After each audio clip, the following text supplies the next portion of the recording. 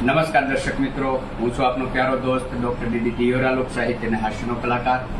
આપ સૌને જણાવતા મને આજ ખૂબ આનંદ થાય કે તમે હું જ્યારે ટૂરમાં હોઉં ત્યારે વાટ જોઈને બેઠા હો કંઈક નવું લાવશે.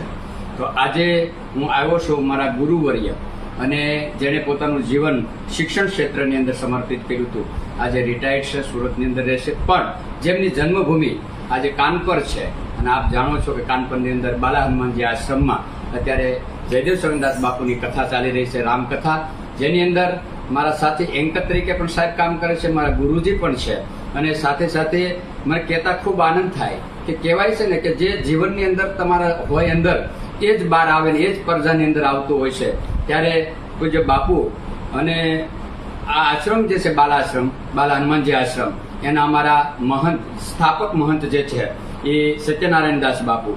અને આમ તો સાહેબના સદભાગ્ય કહેવાય, કારણ કે સાહેબનું નામ છે મનુભાઈ ચૌહાણ, પોતે કારડિયા રાજપૂત જ્ઞાતિમાંથી આવે છે અને ખૂબ દરેક જ્ઞાતિને પ્રેમ આપ્યો છે સાહેબે, કારણ કે શિક્ષકનો એક જીવ છે, શિક્ષક એટલે એક મા સમાન હોય છે.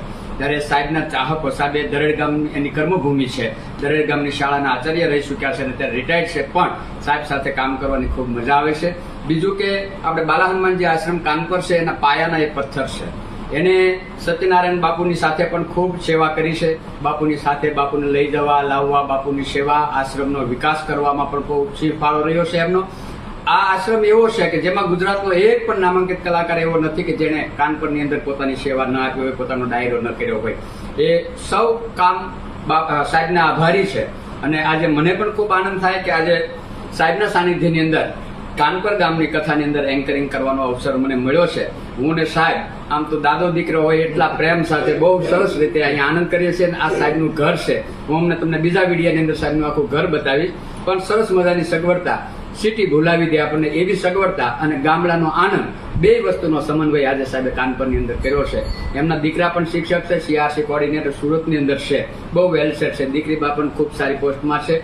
તો આ બધી કમાણી હોય છે અને આ બધું આપણને શિક્ષકોએ શીખવાડ્યું છે. કમાણી શું કહેવાય, કર્મ કરતા, ધર્મ કરતા, એ બધું શીખવાડ્યું છે શાળામાંથી, અને એ અત્યારે ઉપયોગમાં આવે છે. તો આજે સાહેબની સાથે હું 3 દિવસથી કથામાં છું, હજી અમે 9 દિવસ સાથે રહેવાના છીએ. એટલે સાહેબના ઘરે આજે આવ્યો છું અને ખૂબ આનંદ કર્યો છે. તો મિત્રો, આવો મળવા જેવી વ્યક્તિ કે જેને મળવાથી આપણને પોઝિટિવ ઉર્જાઓ મળતી હોય, ત્યારે આજે મને ખૂબ આનંદ થાય. આખો દિવસનો થાક છે, પણ થાક જેવું લાગતું નથી. સાહેબના ઘરે આવ્યા પછી એવો નિજાનંદ કર્યો છે કે જાણે એમ થાય કે ગામડાની અંદર તો આપણું બાળપણ ગયેલું છે, એટલે ગામડાની ધરા સાથે જ્યારે જોડાઈને ત્યારે નિજ આનંદ થતો હોય. ત્યારે સાહેબના ચરણોમાં કોટી કોટી વંદન કરું છું. મને ગૌરવ એ વાતનું છે કે આવું વ્યક્તિત્વ મને મળ્યું છે. જય હિન્દ. ખૂબ ખૂબ આભાર સાહેબ.